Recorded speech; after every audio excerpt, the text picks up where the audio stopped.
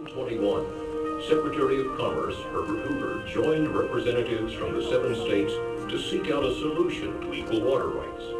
Hoover proposed to simply divide the area into a lower and upper basin and leave further negotiations to the states within those basins. This compromise paved the way for the Boulder Canyon project to be constructed. And in 1931, the structure that would one day bear Hoover's name began with an explosion. Not only of black powder and dynamite, but one of human tenacity and ingenuity. It was the largest single contract awarded to that time by the federal government.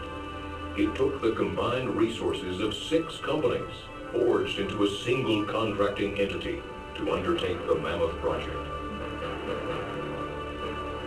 But before the first shovel of earth could be removed, the Colorado River had to be diverted from its timeless path.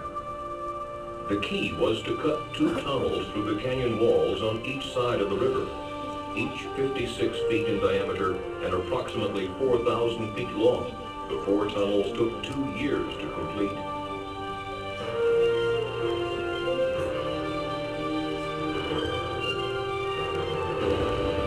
With the tunnels open and coffer dams in place, the Colorado River had no choice but to leave its riverbed and flow through the man-made corridors.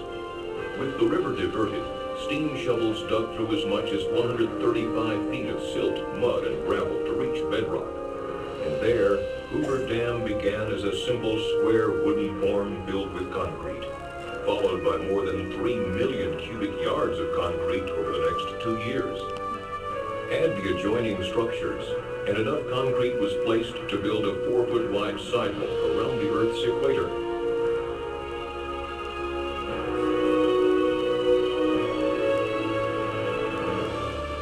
Heat from the setting concrete was predicted to take more than 100 years to cool, but engineers fashioned 1-inch steel pipe inside each concrete block before it was poured. A refrigeration plant so massive it could produce a 1,000-ton iceberg every day continuously pumped cold water through the pipes, cooling the concrete so construction was never interrupted. This innovative idea helped the entire structure be completed in just 5 years, 2 years ahead of schedule. Hoover Dam was built with 5 million barrels of cement, 18 million pounds of structural steel, 21 million pounds of gates and valves, and 840 miles of pipe. The scale of some of the equipment was beyond the capacity of American highways and railroads.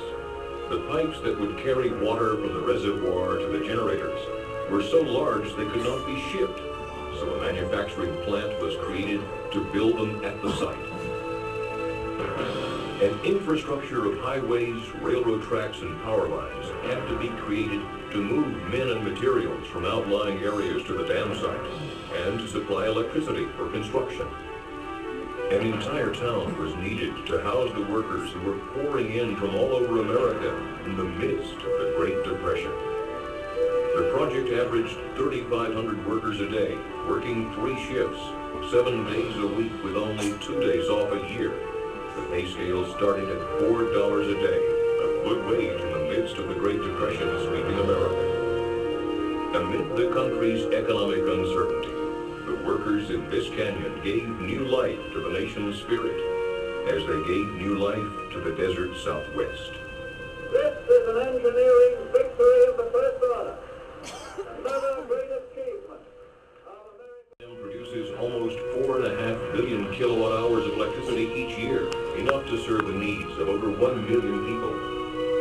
The sale of this power has repaid the entire cost of constructing Hoover Dam and continues to fund the yearly operating and maintenance costs as well.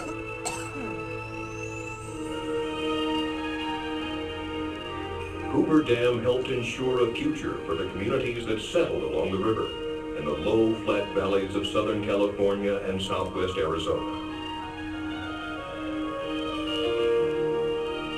In Las Vegas, Phoenix, Los Angeles, and other smaller cities, Colorado River water delivered from Lake Mead helps meet the needs of millions of people a year. Hoover Dam and other dams along the Colorado River contain the floodwaters spawned each spring by melting snows. And from their reservoirs flows an assured and reliable water supply for water users throughout the basin.